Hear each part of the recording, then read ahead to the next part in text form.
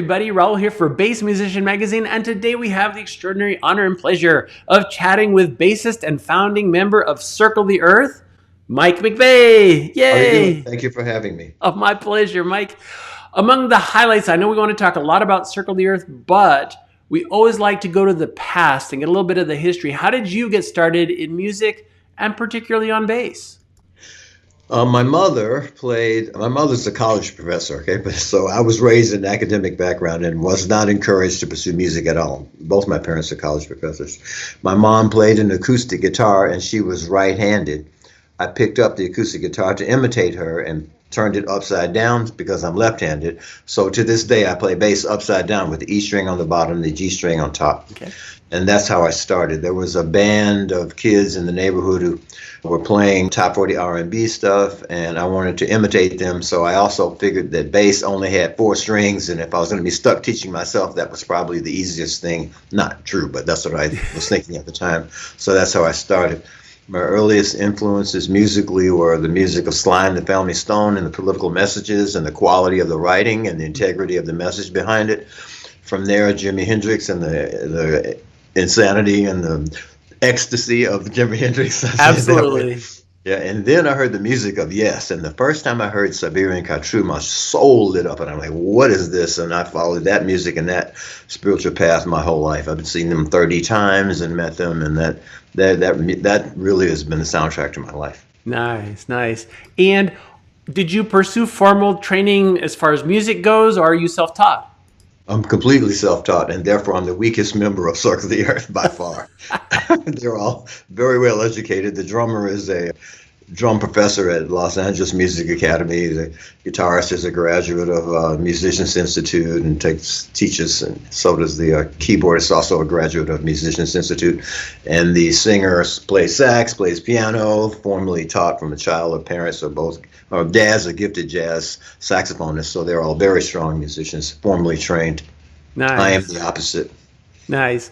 Well, and it also would be good to mention, because again, since you didn't pursue kind of the full on music path, you are a physician.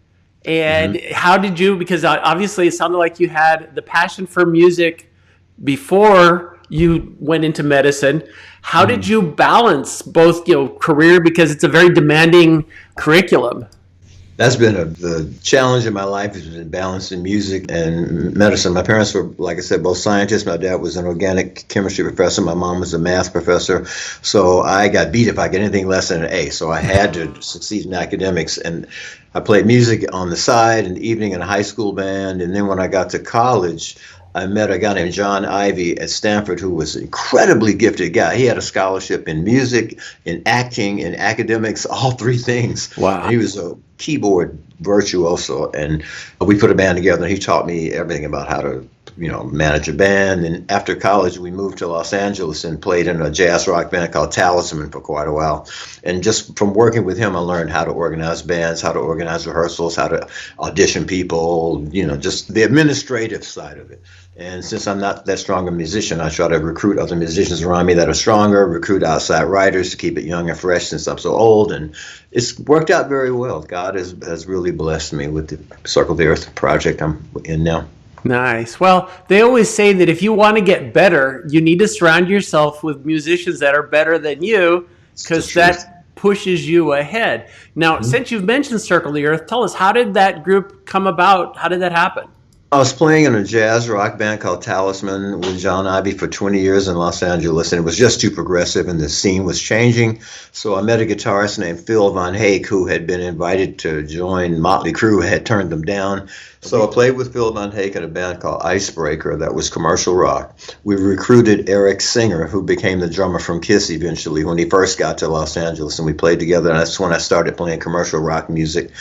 That band lasted maybe 4 years, and then I stopped playing music. I got into drugs. I did crack for like 15 or 20 years. Oh, man. And eventually, when I became sober, I've been sober 14 years now, I started to pick up music again. I met a young singer named Candace Aragon, and she's a songwriter, singer, and I was so moved by her talent that I told her I had done music before, I would back her. So I put a band together around her, recorded the songs, made videos and all that, and she just disappeared on me. So my intention was to help somebody else. I wasn't thinking to get back into music at all. But the band that had put together around her, I was on bass, they said to me, well, don't just give up, just get another singer and keep going.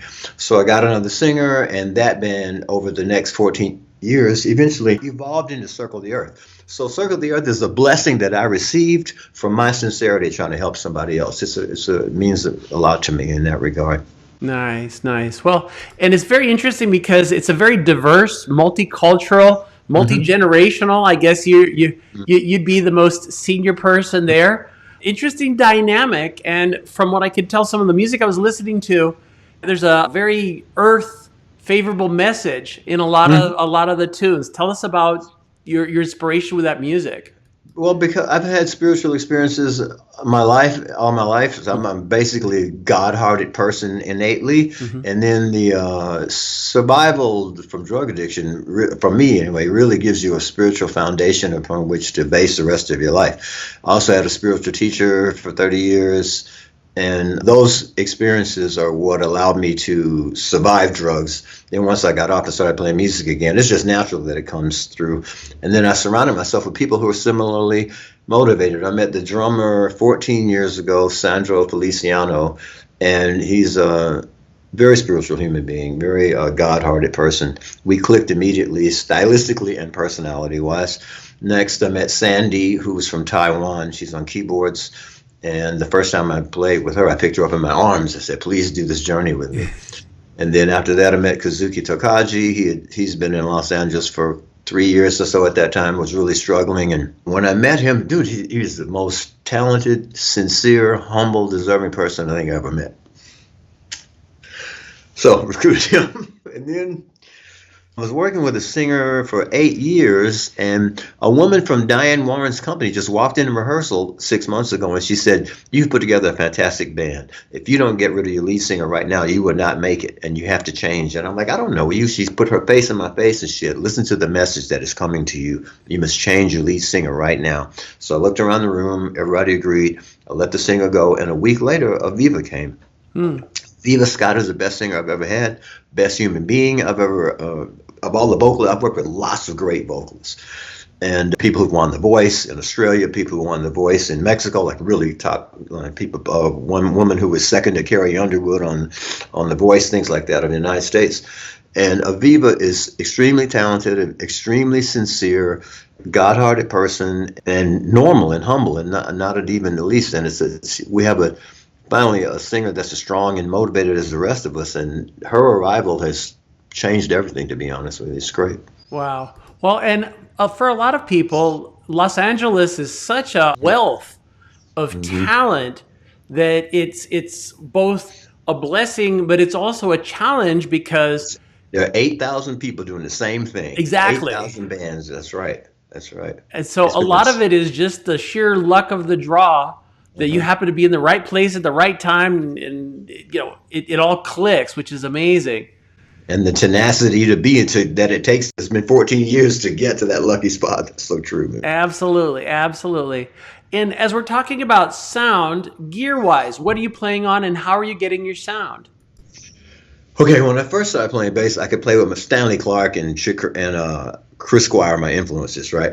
So I'm playing fast and doing my fingers, and I could do hammer-ons and all that. But during my drug use, I had an automobile accident, and I cut my hand. See this? Oh, wow. So I cut it from here all the way across it, all the way around. And I thought I would never write again. I would never play music again. And a friend of mine designed this large pick so that I could compensate for the injury that I had. So now I'm disabled technically. I play bass with this huge pick. I can only do downstrokes. I can't do up and down. I only do down. So I'm a very limited musician struggling with a disability. But that's what I didn't let that stop me. So I kept trying. And I got to where I'm at. I'm playing through a Rickenbacker bass, and I play it upside down with the E string on the bottom. It's a left-handed bass with the strings strung right-handed, so I can have access to the top frets. I use an octave divider. I have a pedal board with a tuner, pitch transposer because some of the songs go up and down for the vocalist range, and octave divider for some of the low stuff. And that goes into a Ampeg SVT portable head. It's like a transistor. It's not the big tube thing anymore, so it sounds great. I use a Hartke 410 top cabinet for the highs and an Ampeg Reflex 18 cabinet for the lows, and that's my rig. Nice. And looking ahead, what plans are there for Circle the Earth? What's in the works? Okay, we've released 6 singles so far, and we're recording 2 more. One is called Loose Lips and one is called Greed. And we're working with a producer whose name is Ethan Kaufman. He did Dorothy and some things like that. And we're going to be releasing those singles along with an EP starting in mid-January to late January. And then we got lots of shows coming up. We're doing some 1,500 to 2,000 seat shows. I'm still at the point of doing opening act, though. Yeah. So I can't draw that on my own. I just negotiate, buy, if I have to, buy on, to expose the band to crowds in front of headliners. We've opened for Oingo Boingo, opened for Macy Gray, opened for Lou Gramm, a Foreigner, things like that in Los Angeles. It's super tough to succeed in this area, and at this point, I have to start to apply for assistance from a label. I've been trying to do everything on my own because you retain some sort of integrity and control, but it's getting to the point where I need to branch out of Southern California, step up to a label and do things like that. And to do that requires generation of much larger social media numbers that we have. So I'm recruiting social media marketers and things like that to help me. But with the arrival of Aviva, man, things have really changed. Like, people are soliciting us, offering to put in money, offering to help. It's a completely different environment now that she's in the band. Very cool. And if people want to know where you're going to be, because it sounds like things are really cooking right now, where's the best place for them to look? We have the usual websites. You can look up Circle the Earth on Instagram. We have a website called circletheearthla.band or something. I'm sure you know more accurately than I do, actually. And we have lots of a YouTube channel, Circle the Earth YouTube channel. Fabulous. And you can look up any of us on Facebook too. It's all there. Nice. Well, and also I don't want to forget, in the songwriting, how is the process with the band? How are those tunes coming about? Songwriting is very interesting. Okay, so first of all, I have to make sure I have as little to do with the songwriting as possible because of my age and that's way out of the question. So typically we rely on Kazuki because he's young and he writes very well. And we hire outside songwriters to work with him. I'm glad you brought this up. There's a gentleman named Adrian Jones I've worked with for the last 8 to 10 years who's a super gifted songwriter, another gift from God, actually. It's like a member of the band, same kind of God-hearted person. He wrote most of the songs leading up to the time that Kazuki came, and he co-wrote some of them with Kazuki. In addition to, that's my main songwriting weapon is Adrian Jones. And he works with Aviva, and he comes in and helps arrange the songs and things like that. Outside of that, we recruit outside songwriters to provide songs or work with Kazuki and Aviva on the songs. So we've worked with Jim McGorman from the Goo Goo Dolls. He also worked with Shakira and Gwen Stefani. He's a very gifted guy from Berklee School of Music, and he's touring with the Goo Goo Dolls now. And we also work with Lauren Christie, who wrote Complicated for Avril Lavigne, and she wrote the entire Dua Lipa album. She wrote Maniac on Mute and completely for us, and a couple of other songs that she co-wrote with the band. So we work with her. That's it. So I just try to be sure and keep current. The main thing is to make the songs current. So I have to back out, and my job is to move the chess pieces around. Have beautiful, powerful chess pieces, and I just got to move them around in constructive ways, and it's working so far. And I will mention as well, because when you're opening for other acts, it can be kind of challenging because you're not the people that they necessarily came to see, and it's always a challenge. Every time you get up there, you've got to win over the crowd. And I remember one of my favorite stories. I was talking with a guy that was Prince's bass player. Oh, yeah. Oh, I think the black guy, right? Yeah, Brown Mark. And so yeah, of course. It was when they went to open for the Stones. Stones, they got booed off the stage, I heard. And yeah, it was terrible. It was a rough time. So it's a brave thing, but if, as you introduce and you get more ears, you can really win people's hearts over. So that's great. Yeah, that's an interesting story too. So when we go on stage, there's no white people in the band, right? So just be real. Yeah. They look like Yeah. that, right? And you watch them gradually grasp that the music is comfortable. It's going to be okay. And then by the third song, you feel them embrace the music and start to give in. And typically the women respond first, and the men respond because their girlfriends are responding. And by the third or fourth song, the crowd always reacts super positively. We've opened for rap acts, we've opened for R&B acts, we've opened for Spanish acts, heavy metal acts, and it's been a universally reinforcing experience. I have not had any negative reactions at all. Nice.